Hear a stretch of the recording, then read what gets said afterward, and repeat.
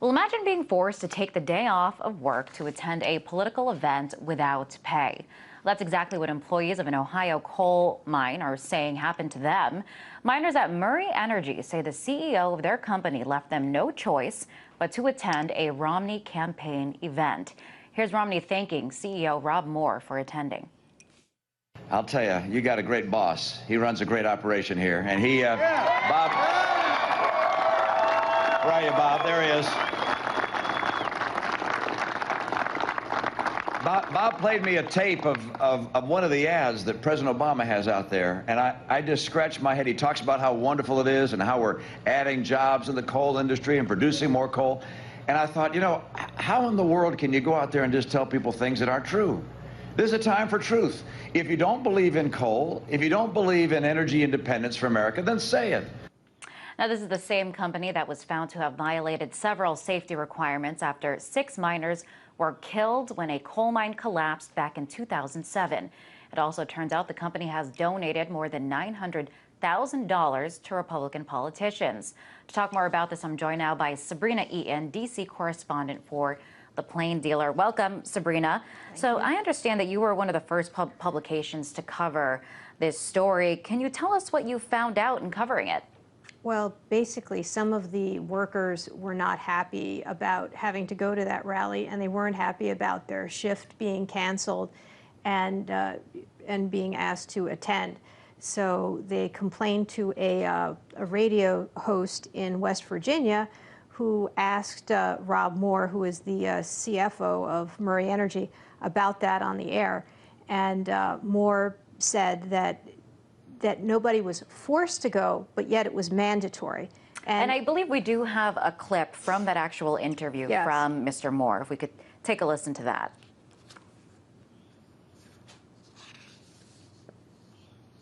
Do we have it there? There were no workers that were forced to attend the event. We had managers that communicated to our workforce that the attendance at the Romney event was mandatory, but no one was forced to attend the event. All right, there it is from the man himself, from Murray, the CEO of Murray Energy, CEO Rob Moore. He's saying this was not mandatory, or it was mandatory, it was not forced. At the end of the day, what is the difference? Well, I tried to ask them that, and they did not respond. So I think that perhaps they view being forced as having punishment afterwards, because he did stress that nobody who failed to attend was punished. So that's, you know, I'd say that's good that he didn't punish anybody for not going. All right, I guess we should say he is a little correction there, CFO, not CEO. And, you know, this is not the first time that this company has been under scrutiny. Back in 2007, 6 miners were killed when a coal mine in Utah collapsed. And it was found, reporters found, that the company violated several health and safety violations. Can you tell us about that? Well, I really cover more Ohio stuff and not Utah mine disasters. But, you know, the company has quite a record. They've also, you know, if you were to talk to the radio show host, there's a lot of the folks there who feel that they are hit up for political donations to things, and they're not too happy about that either, some of them. I mean, of course, many of them agree with Mr. Murray, the head of the company, and, you know, do support that agenda, but, you know, not everybody does. Right. Any employees that you spoke to that were happy to go and take the day off and not get paid? No. No, but they're not going. No, but they're not going to, you know, necessarily call me up about that. Right. So, you know, we have another clip of Mitt Romney at this event. Let's take a listen to that.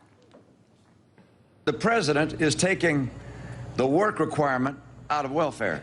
Yeah. I mean, we value work. We're a society which celebrates hard work. And we look to a government to make it easier for jobs to be created and people to go to work. We do not look for a government that tries to find ways to provide for people who are not willing to work. And so I'm going to put work back in welfare and make sure that able-bodied people get the jobs to do so. All right, well, there he is kind of praising work ethic and bringing the work ethic back to the American people, surrounded by people that presumably took the day off from work and didn't get paid in order to go to that rally. Some of them, it depended on what shift they were on. Some of them who were on an earlier shift, got to work all of their shift, and others, got to work part of the shift. And I believe they were told that they could make it up on overtime later or whatever, but all right, that's nice. At least they had that option. But do you find it a little bit ironic that here he is talking about work and then these people were forced to take the day off? Well, yes, and I think some of his point there was that, he's there to boost coal jobs and just the jobs in the mines. And, here are these folks who wanted to work and were not being paid. Okay.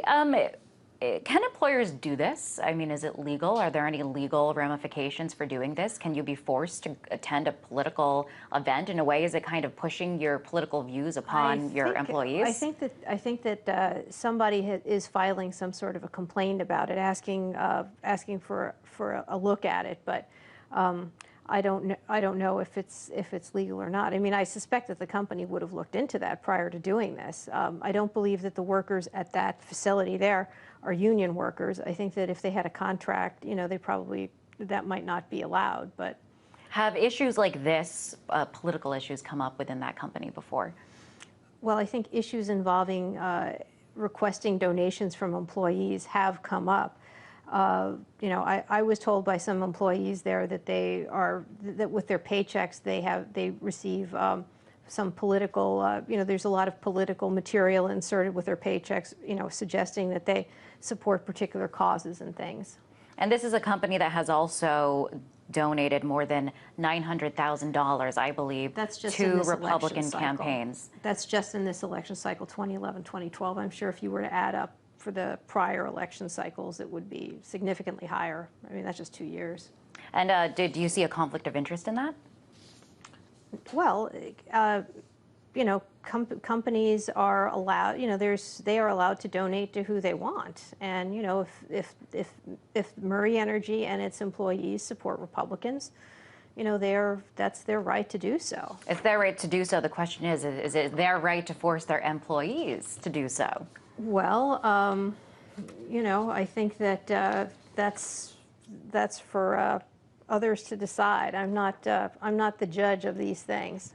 All right. Well, thank you for covering the story.